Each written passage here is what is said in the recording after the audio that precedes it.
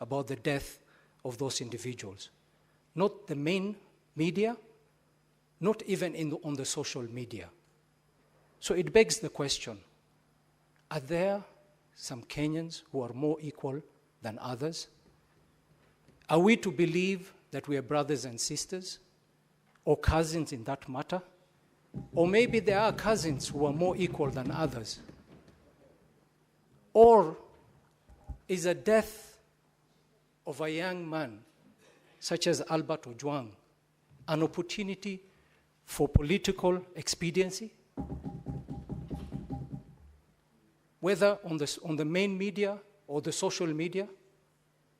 And you know, Mr. Speaker, people will label me whatever they want to label me. They would say I am part of the system, that I am a brother to so-and-so. But Mr. Speaker, I was a patriot of this country before I came to the Senate. I was a patriot before any of my relatives living is serving in any part of this government. I was a patriot, and I have personally fought for this country. I have personally put my life on the line for this country. So whether I'm related to anybody, it is not the issue here. The issue is, as a country, can we be so sincere to each other and agree that we are brothers and sisters? Or tell us of certain regions that there are people who are more brothers than we are. And Mr. Speaker, when I sit here and I listen to senior citizens, senior senators speak on the floor of the House, and then remind this country of the Arab Spring, I have tremendous respect for Senator Dr. Boni Khalwale. I have tremendous respect for him. He's a leader in this House. I have tremendous respect for Senator Wambua. But they both mentioned the Arab Spring. Senator Wambua yesterday, today Senator Boni Khalwale, reminding us as a country of the Arab Spring, reminding the youth of this country about the Arab Spring. What happened subsequently after the Arab Spring? Any of those countries, mention them. Have they benefited in any way? Constantly reminding the youth of this country that you have an option, and that option is the Arab Spring. Look at the Arab Spring. Take an example from them and superimpose it on this country. Mr. Speaker, sir, that is very unfortunate. We shouldn't be going that way. Mr. Speaker, sir, we must remember that any seeds that we sow today, we will reap the results not far too long.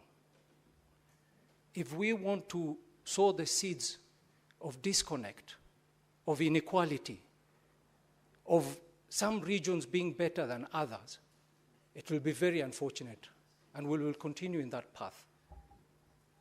I would want to beg this House. I have a case of 6 youths in Garissa, 6 youths between the age of 18 to 21 who were brutally murdered on the road in Garissa, brutally murdered, execution style, told to bend down, kneel down, and shot in the head, in the back of the head. Until today, it's been 2 years. Until today, we don't know if it's whether it is a security apparatus who killed them or it was a criminal organization that killed them. We don't know. We don't know.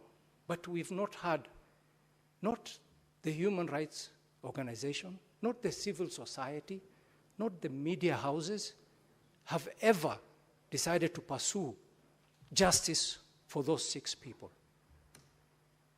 If this continues, some of us, or some senators here, will feel disconnected from the rest of the country. And we will not feel for the pain of some people, which will turn us to less of a human. We all believe that a life, any life, is important. And I want to beg this House, if this is the precedence we are setting, let us keep it to this. Let's not use this as a political opportunity to get mileage for whatever matter. The next death of any Kenyan, let's have a special sitting and discuss the circumstances to the death of that Kenyan. Mr. Speaker, sir, going to my question, I would like to ask the member of IPOA, representing IPOA today here. She had mentioned the issue of CCTV, and I know many senators have asked a question about the CCTV.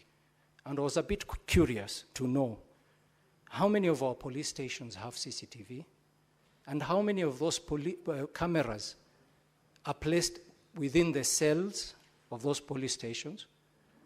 And if in that particular case, in the case of Albert Ojwang, were those CCTVs working even before IPOA decided that they were interfered with?